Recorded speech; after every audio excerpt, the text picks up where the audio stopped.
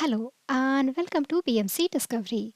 In this video, we are going to take a look on how to resolve backup verification failure that ends with the message unexpected end of stream in BMC Discovery. Let's take a look at the use case. Let's log into the appliance with system user, go to administration, go to backup and restore. From the backup type, select the option Windows Share, enter the path, enter the username and enter the password. Click on Test Connection. Here we can see that the connection test is successful. Select the option of Verify Backup. Once the other options are selected, the user interface now will allow you to shut down the services and start the backup. However, the backup will fail with the message Unexpected End of Stream.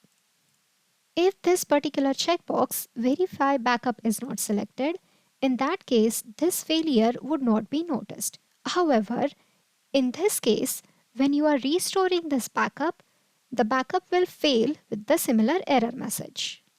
For example, as you can see in the screenshot, there is an error in restoring the backup. The files which are affected by this issue are not always the same. They could be different. The error is seen because of a defect in CIFS SMB implementation. This is the operating system level defect in Windows that prevents Windows Share backup from completing. The verification steps fails with the message error cannot read file followed by the file name followed by the error message unexpected end of stream. For this error, you have two workarounds. Either you can use appliance level backup or SSH backup. If you have to use the Windows Share, then another workaround could be use SSH or local backup to the directory used to mount the Windows Share. Let's take a look at this workaround. First, let's log into the appliance from command line. Let's log in with Tideway user. The first step is to create a mount point for the share. So you will create a new directory inside USR Tideway path with the name as SMB. Once this is done, run the command id. It will give you the information about the ID of the directory owner. Now let's create the mount point for the share.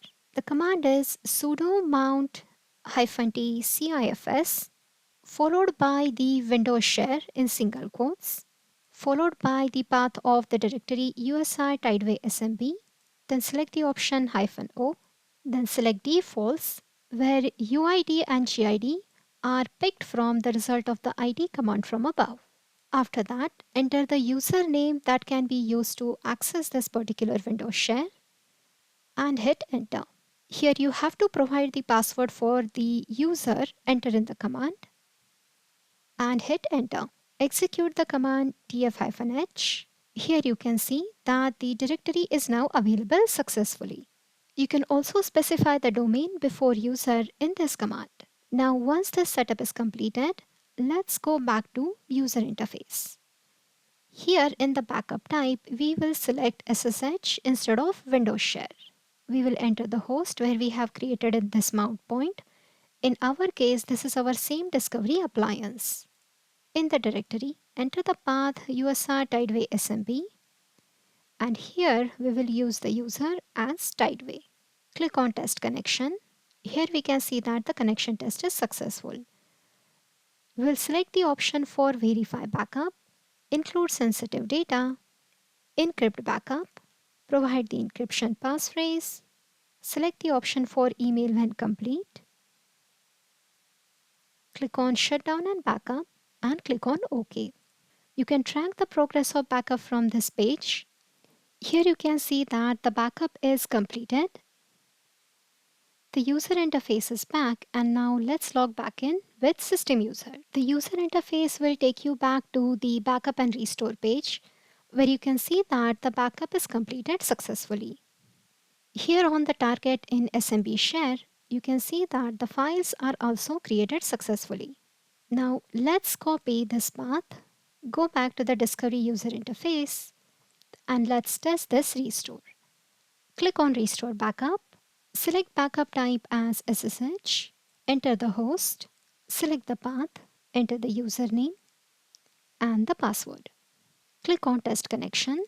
Here you can see that the connection test is successful. We will keep the option Verify Backup checked. We will select the option Take Appliance Identity from the backup, because this is the same appliance on which we are restoring the backup. Enter the description passphrase. Select the option Email when complete and add the email. Click on Shutdown and Restore. Here we can see the progress of the restore. Let's log in again with System. Here you can see that the restore is completed successfully. Click on Show Details to review the details of the restore. That's all in this session for right now. Thank you for watching.